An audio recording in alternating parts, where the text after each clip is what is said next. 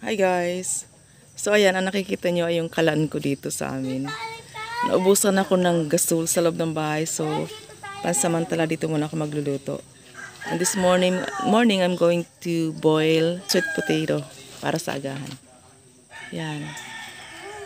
Sindihan ko muna guys. Ayan na guys, nasindihan ko na.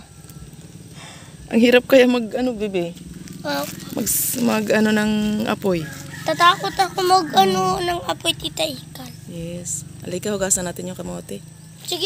Ito guys, hugasan muna natin yung kamote. Nabili ko lang ito 1 kilo. 1 kilo pala nito ngayon sa province is 50 pesos. May kamahalan na rin. Before is 30 pesos lang.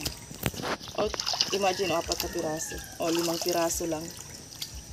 5 piraso, 50 pesos. So, may mga kamahalan na rin ng mga presyo ng bilihin dito ngayon. Unlike before, na hinuhukay lang namin sa likod bahay. Ngayon kasi hindi na magandang lupa. So, hindi na tayo masyado nakakapagtanim. Bili-bili na lang. Diba? Papa. Okay.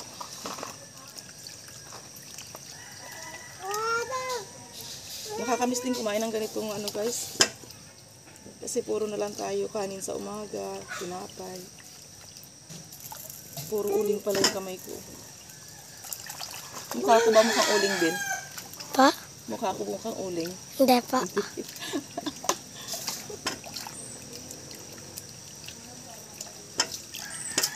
Naputo. Ano pala yung laman niya? Orange. Akala ko lang puti.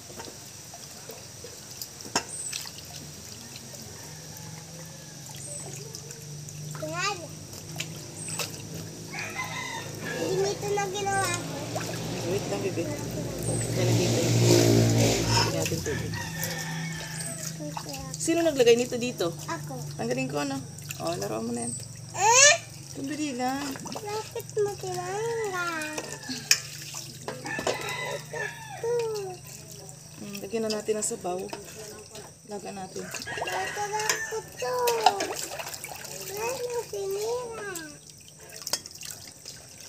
Sorry.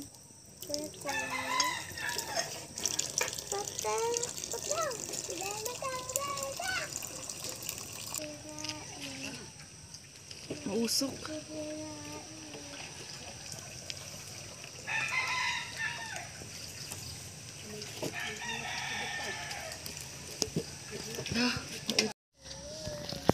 So ayan guys, dahil maganda na yung apoy, salang na natin itong kamote.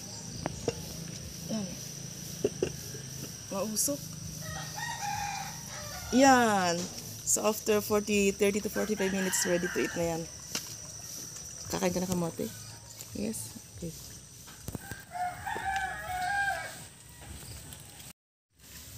So yun guys, 3 days na rin ako nagluluto dito kasi nga Wala nang gasol. kasi nga Wala nang gasol. naubusan kami ng gasol at saka medyo may kamahalan. Konting tipid naman tayo, di ba? Meron naman tayong panggatong at saka masarap, maganda namang lutuan yan. Oh. Probinsya talagang dating. Saka guys, hindi siya masyadong, yung kaldero hindi naman masyadong nauulingan. Kasi nga meron ito, oh. Napiprevent niya yung uling. May kauling man, konti lang. Tama? Opo. Kumustahin natin guys yung kamote. Ayan, usok. Nag-steam na yung phone ko guys. So ayan na. Parami ata yung sabaw ko. Malapit na maluto.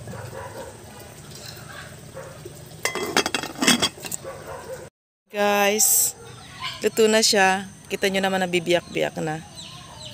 Oh, sarap. Naparami lang yung tubig ko. So ibubos ko yung excess water niyan. Kasi masyadong malambot naman. Hindi masarap pag masyadong malambot. Dapat sakto lang pagkakaluto. Ayan guys. Ang sarap din ninyo. Nabalatan na siya. Yum. Kain tayo.